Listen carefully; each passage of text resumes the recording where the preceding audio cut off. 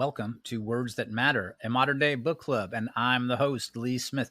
Thank you so much for joining us today. We have a really terrific guest who's written a really important book called Mao's America, A Survivor's Warning. It comes from a Chinese American, Xi Van Fleet, terrific author. This is her, I believe it's her debut book, and it describes her childhood, her childhood in China during the Cultural Revolution under Mao, her fleeing that, her coming to the United States and seeing lots of very dangerous signs that we're looking at the same thing here in the United States. So I want to give a really warm welcome to our author today, Xi Van Fleet. Xi, thanks so much for being here, and congratulations on your great book, Mao's America. Well, thank you so much for inviting me. And I'm just such an honor to be here and talking to you about my book. Oh, that's very kind of you. So let's start, not in the first chapter of the book, as we discussed before, but in the second chapter. Let's start with your childhood, which I find moving and fascinating, both your family story and the story of teachers. What happened? I mean, you grew up during the Cultural Revolution. What was that like? Yeah, first of all, I have to say that my book is not a memoir because there are a lot of wonderful, wonderful memoirs written by people who experienced Cultural Revolution. And it's not a history book either because there's a lot of terrific history books. Mine is really a book that focuses on the similarities of the two Cultural Revolution. Why one I experienced in China and as a child and then as a youth, and then one is something we are all experiencing right now in America. So yes, the second chapter I did tell stories of my experience in the Cultural Revolution, and I have to say that my experience and my family's experience is nothing in comparison to some who lost their loved ones, whose family was torn and destroyed. But still, this is a cultural revolution that destroyed everybody's life. Everybody, the suffering is really done by everyone. And so I was in my first grade when the Cultural Revolution started. I only had one semester of this kind of a normal education, and then Cultural Revolution started. Soon after that, school closed because the whole institution, every institution was dismantled. And that absolutely include schools, and the principals or administrators and the teachers were ousted. So we had no school for 2 years. As a 7-year-old, and I did witness the attacks on teachers and school administrators. And just keep that in mind. That was in elementary school, and it's little kids, and they were emboldened, and they attacked teacher. In my case, it was not deadly, but in middle schools and high schools and universities, that many of them were deadly. So it's just overnight. That's my memory, and it just chaos took over. And so no class. So what we did? So we went to the street. There's nothing to do.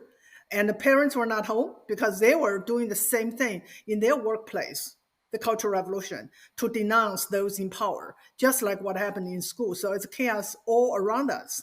And so I have to say, I was too little to join the Red Guards, which is the equivalent of today's BMM, Antifa, and the social justice warriors, and then the pro-Hamas activists today on the street. It's the same thing.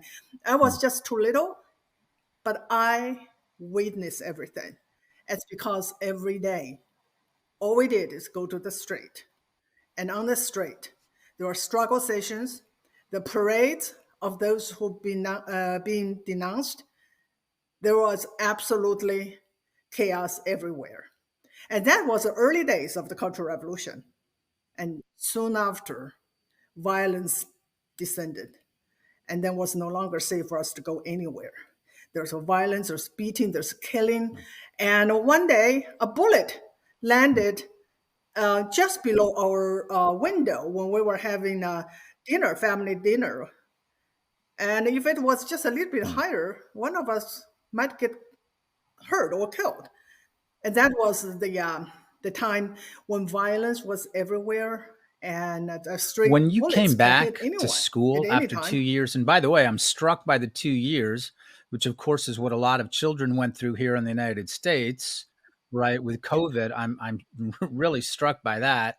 So Exactly. Yes. when you came back to Mhm. school after 2 years, did you Mhm. notice a profound shift in the curriculum? Again, I know you were a child, but you say, I don't get it. We went from, for instance, nursery rhymes to to pretty strict communist party ideology, or really there was that serious a shift in.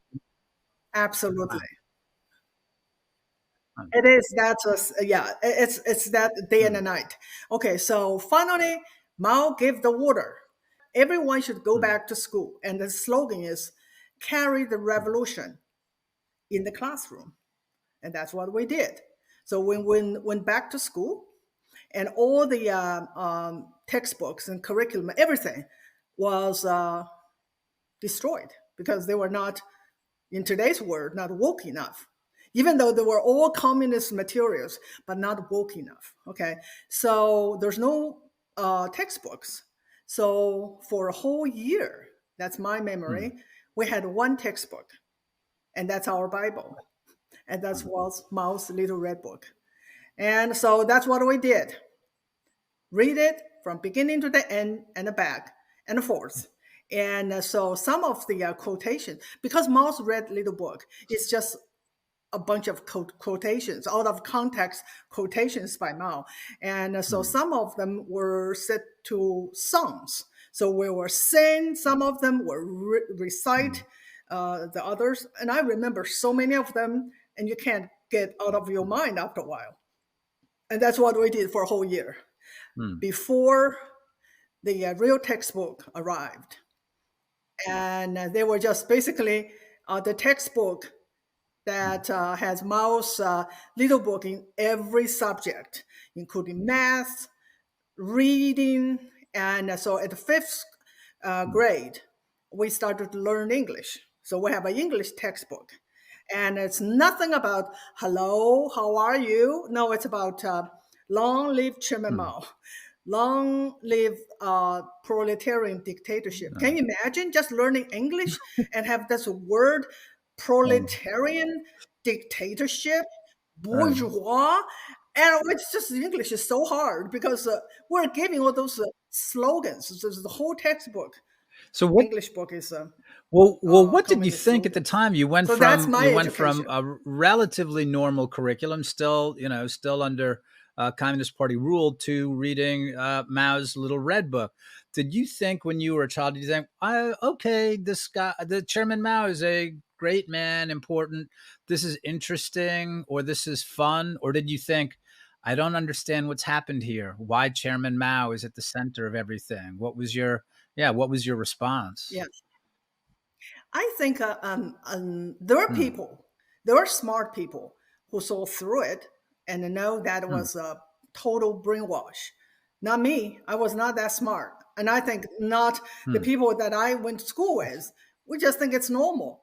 Whatever the party says, whatever Chairman Mao said, that was the truth. You don't Hmm. question it.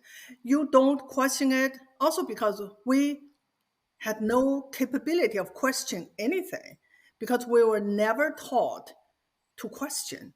And to question, you have to have some information, right? You have something, you have to, all sorts of, you have access to all sorts of information and you read through them and then you can come up with Hmm. your own conclusion. That's not what we had been taught. We were Hmm. taught one truth, one correct way of thinking, one correct way of behaving, and that's party line. No, I never questioned. Whatever they told me to do, I Wow. did it, and I did You it write that beautifully. your dream went as far as Albania, and I know that Albania, Enver Hoxha, I think it is. He was one of the Chinese Communist Party's great allies, one of the few allies remaining. Why was Albania appealing, and how did you switch from Albania? It's like, yeah, how about the United States?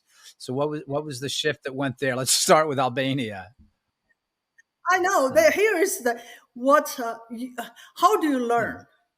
You learn through information, right? It's all information.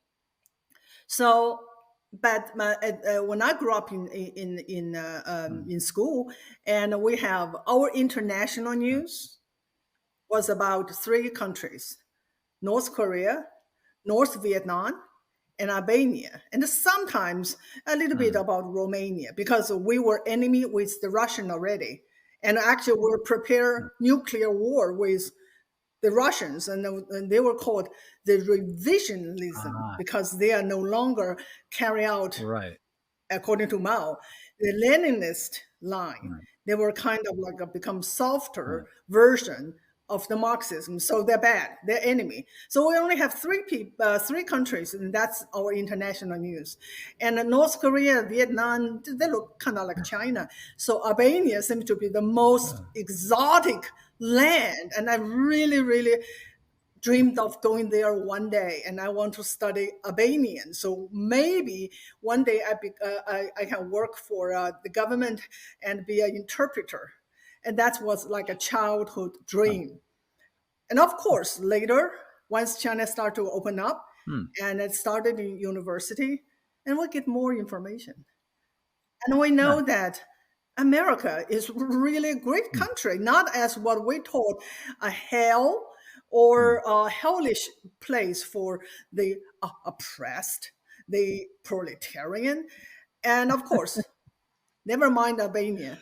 Then my dream was to How did that one day so come to you say that America. the 1970, because there's of course lots of debate about this in the United States, but the 1972 opening, Nixon and Kissinger, for young Chinese people like you, it was a very positive event because it gave you access to another part of the world that you'd never heard of, and it was that you'd heard of but you didn't know about. No, no, no, no, no, no. Ah, No, no, no. That's right. not the beginning. That was 1972. That when Mao was still in power. So Hmm. we heard the news that the Nixon was Hmm. coming to China.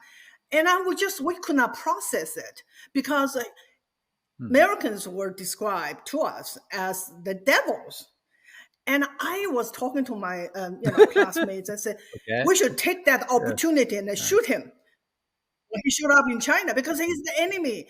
We could not really had hardest Hmm. time processing the information, and we're Hmm. still told that America is bad, but now America is a little bit better than the Russians. And I have no, there's Hmm. no information coming through and Ah. about America. It was after Mao's death, the end of the Cultural Revolution, and he died in. Okay, the Cultural Revolution started in 1966, Hmm. lasted for 10 years until Mao's death in 1976. So only after Hmm. his death, a year later, Deng Xiaoping took over and he started to open up China. And then I was able to go to college. During in college, finally we Hmm. were able to listen to the shortwave of BBC and VOA, Voice of America. Hmm.